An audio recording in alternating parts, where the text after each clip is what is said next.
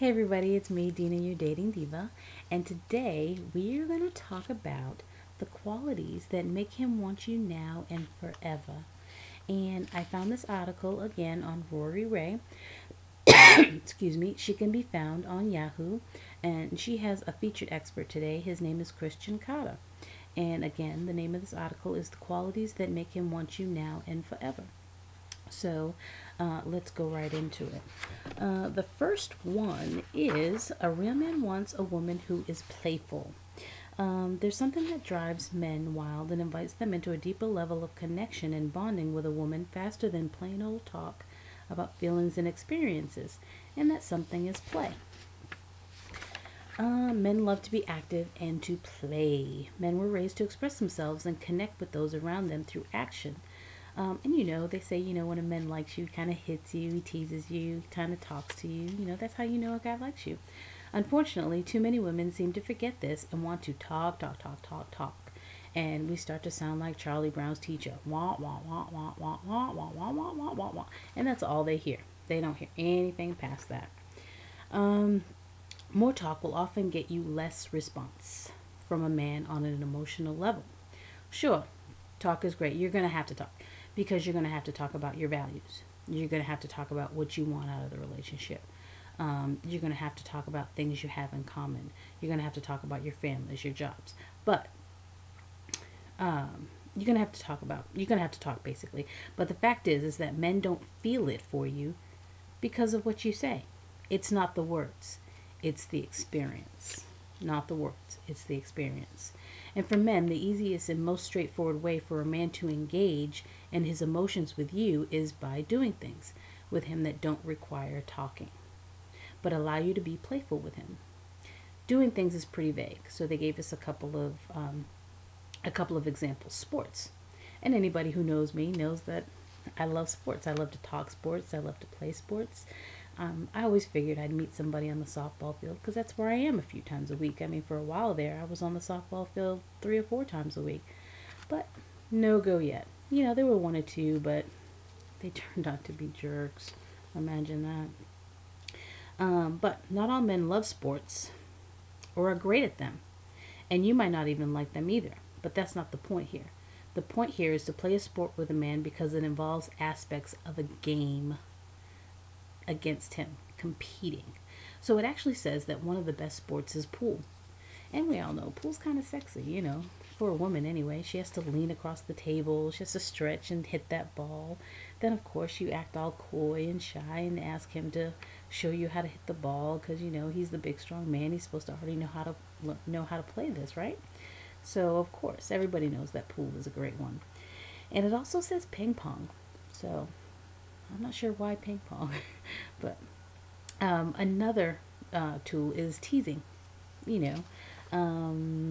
Teasing is a universal way of bonding and communicating that is like an unspoken language that all men speak. And you learn that in the 2nd grade? Like we just said, 2nd, 3rd grade, when a boy hits you or he teases you or he calls your name, oh, what do your parents say? Oh, he likes you. It doesn't change when they get older. And I'm a big flirt. I love to tease. I have a very sarcastic nature. But unfortunately, I think my sense of humor is a little misunderstood because I can be so corny. Teasing is easier than you might think. The one catch is to do it all with a sense of humor and fun. The best way to tease a man playfully is to be sarcastic with him. Again, the words you say don't matter. What's important is that you are intentionally either misleading him with your words to mess with him, or you're playfully making fun of him. Some women feel uncomfortable with teasing or making fun of a man, but for men, again, it's another way they connect socially. The funny part is, the more you can tease a man and have him laughing and wanting you to be serious for a minute, the more he's going to be wanting to get close to you and know you better. It's funny how men and human nature work. Isn't that the truth? Number 2, a real man wants a woman who's independent. Now, we've had this discussion before. I've been told that I'm too independent. A man's like, oh, I can't bring anything to the table. And I never understood that, so maybe this will help explain it. Lots of women mistakenly believe that men are looking for a weaker woman who will make them feel like they are stronger, smarter, more powerful, etc. Couldn't be further from the truth, right?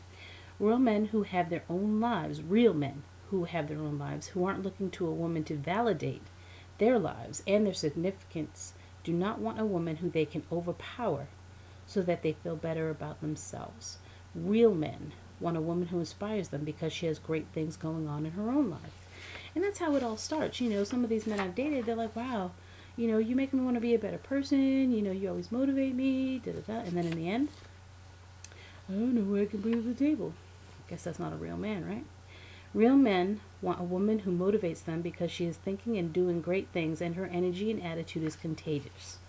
Real men want a woman who has her own purpose that inspires her and gives her fulfillment and a reason for living and breathing other than just being in a relationship. Yeah, a relationship should never fulfill you. That should never be your only reason for living. A lot of women who are busy, successful, inspiring, and who have their own purpose all seem to have one common complaint: that men are intimidated by them and their success and that they have their own lives. Now, I've never believed that men were intimidated by me, but maybe just unprepared, maybe, if that's even possible. This is not why men aren't responding well to them when it comes to more than just a fling. The reality is, do I really want to know this? The reality is, real men don't mind if a woman has a great career or if she makes more money than they do. What does matter is that the woman still has space in her life for a great relationship and that she isn't overwhelmed by her work and her career or her family to the detriment of a potential relationship. And maybe that's my problem right now because I am really busy with, my corporate job and then my home business, and I do have family, so maybe that's my problem right now. But hopefully that's going to all change in the near future, and I'll have some free time. Of course, the same goes for a man if he's too busy, And let's see. Now we're on number 3. A real man wants a woman who is emotionally mature. A man needs to feel emotionally safe with you, because if he does not feel emotionally safe with you, he's not going to want to be with you. And he can't feel emotionally safe with you if you don't have your emotions in check. So, a single, successful, attractive man who has lots of options has seen a lot of different things from women in his life. He's seen how women flirt. He's seen his share of how things can go wrong with women in relationships. He's seen women throw themselves at him.